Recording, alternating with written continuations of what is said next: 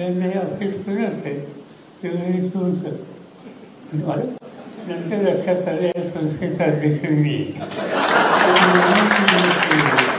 संस्था उभारण्यात सुद्धा मी कष्ट केलेले होते. पण माझा एक स्वभाव आहे की चांगले लोक घ्यायचे, त्यांच्या जबाबदारी टाकायची, प्रश्न आला, संकट आलं, अडचण आली, सुसंवाद ठेवायचा आणि मार्ग काढायचा. आणि त्यामुळे या पद्धतीने अनेक संस्था चालू. पण ही जबाबदारी आपण काम करून दुसऱ्यावर द्यायची, त्याचा यावेळी मला धक्का बसला. सद्भावनेनं सगळ्या विविध प्रकारच्या जबाबदाऱ्या आहेत त्या आणखीन कोणतरी बघावं, हा दृष्टिकोन मी अलीकडच्या काळामध्ये स्वीकारलेला असता. तो आणखीन पुढे बघावं याचे परिणाम काहीतरी वेगळे या ठिकाणी बघायला मिळतात. पण मला एका गोष्टीचा आनंद आहे, माझी मुलगी आनंद आहे. पण सुफी यांनी पार्लमेंटमध्ये प्रेस केली, त्यानंतर काही खासदार असे की ते 11 वाजता पार्लमेंटमध्ये जातात आणि संध्याकाळी 6 वाजता तिथून. मी त्याच्यात नाही आहे. मी लवकर म्हणजे लहानपणापासून शाळा कॉलेजमध्ये, शाळेत नाही पण कॉलेजमध्ये थोडी ताल उजवायची सवय होती. ती ताल उजवायची, त्याला शुद्ध वाढायची, तासाला वर्गाला वृत्ती वाढायची, ही सवय मला होती.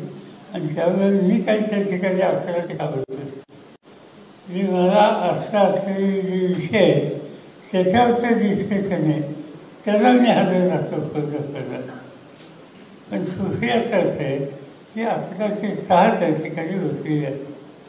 आणि म्हणून पार्लमेंटमध्ये निश्चयाने येणारे, जास्तीत जास्त अटेंडन्स येणारे आणि जास्तीत जास्त क्वेश्चन मांडणारे, विराम मांडणारे, विराम भाष्य करणारे जे सदस्य आहेत त्या 548 सदस्यांच्यामध्ये पहिल्या 2 मध्ये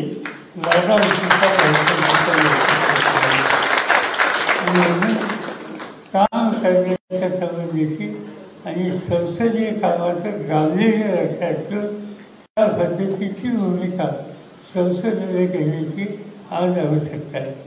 तुम्ही यूट्यूबवर जर बघितलं पार्लमेंटमधली भाषणं आणि त्याच्यामध्ये सुफी अशी भाषणं तुम्ही काढली, तुमच्या लक्षात येईल की एकतर कुठल्याही गोष्टीवर अत्यंत सखोल अभ्यास मांडणी करायची. आणि हे सगळं करत असताना व्यक्तिगत हितीशी याचा स्पर्शसुद्धा येऊन द्यायचा नाही, अशा प्रकारचं सूत्र त्यांनी घेऊन आज त्या ठिकाणी काम करतात. आणि त्यासाठी अशा व्यक्तिमत्वाला आपण विजय करावा या संबंधीचा आग्रह आज आम्ही लोकांनी आपल्या सगळ्यांच्या समोर केला. आणि एक गोष्टी आहेत, तुमची एक विषय याच ठिकाणी आहे त्यामुळे मी अधिक बोलत नाही. पण देशामध्ये तुम्ही ज्या क्षेत्रात काम करता त्या क्षेत्राच्या घटकांनी देशाच्या अनेक क्रायसिसच्या काळामध्ये अत्यंत मोलाची कामगिरी, देशाच्या स्वातंत्र्य लढ्यामध्ये वकिलांचं योगदान प्रचंड होतं. अनेक लोकांचे उल्लेख करता येतील, मोतीलाल नेहरू, जवाहरलाल नेहरू, अनेकांची मी काही नावं केलीच नाही सगळ्यांची. पण विधिज्ञाच्या क्षेत्राच्या घटकांनी या देशाच्या प्रत्येक क्रायसिसच्या काळामध्ये देशाला एक दिशा दिली.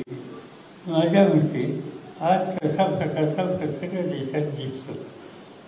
मगाशी मी सांगितल्याप्रमाणे संविधान सरकारचा केस आहे. आणि अशा वेळी या सगळ्याच्या संबंधीची जाण आणि ज्ञान असलेल्या घटकाने स्वस्थ बसून चालणार नाही. जे काही तुमची विचारधारा असेल ती स्वीकार. पण संसद आणि संविधान किती प्रतिसाद असेल त्या दृष्टीने जे काही करता येईल हे तुम्ही अवश्य केलं पाहिजे. आणि त्यासाठी ही योजना देशाच्या दृष्टीने, पक्षाचा काही करत नाही, देशाच्या दृष्टीने अत्यंत गरजेचं आहे. त्या निवडणुकीमध्ये आपण आपलं मत हे कुठल्या परिस्थितीत व्यक्त करावं. 100% उपस्थिती या मतदानाच्या कामाच्यासाठी झाली आणि आज देशाच्या समोर जे आव्हान आहे त्या आव्हानाला सामोरं जाण्याची शक्ती असलेली दृष्टी असते ही लोक निवडली पाहिजे. मगाशी विजयरावने जे सांगितलं ते खरी गोष्ट आहे की 2 दिवसापूर्वी एका न्यायाधीशाने राजीनामा दिला.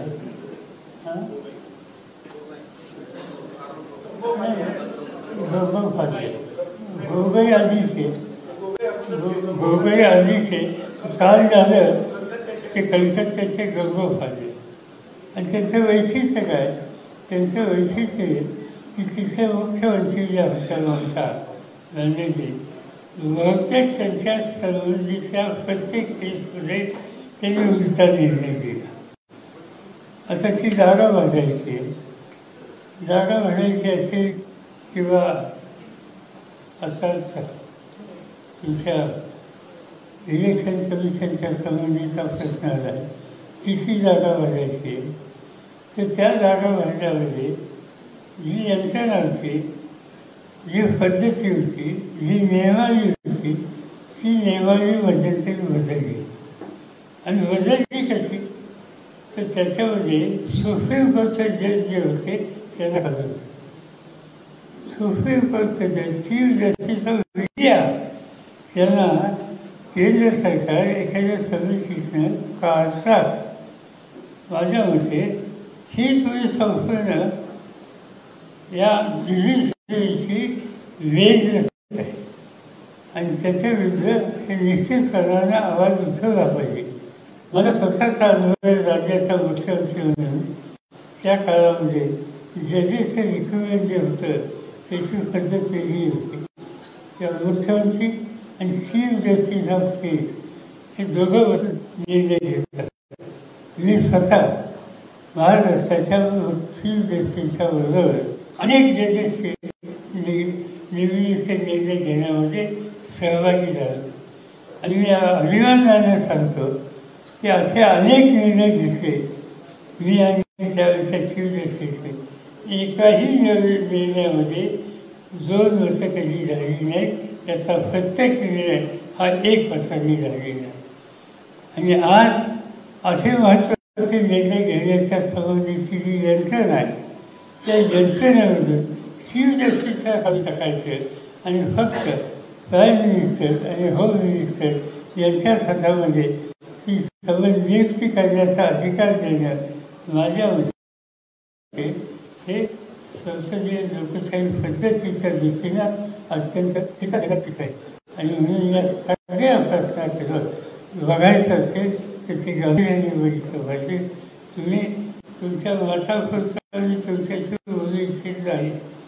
तुम्ही समाजाचं जन्म तयार करण्याची शक्ती तुमच्यात आहे. तुम्ही तुमचे घटक असे आहात की तुम्ही जन्मच तयार करू शकता, लोकांना मार्गदर्शन करू शकता आणि ती जबाबदारीची कर्तव्य हे तुम्हाला चालता येणार नाही. एवढंच आग्रह मला या निमित्तानं नाही. माझी खात्री आहे की बारामती आणि इतर या त्याच्यात काम करणारे आपण सगळे नेते निश्चितपणानं या राष्ट्रीय गरजेची स्थिती निर्माण झाली आहे त्याची नोंद घेऊन आपण पावले टाकाल अशा प्रकारची अपेक्षा व्यक्त करतो. माझे 2 शब्द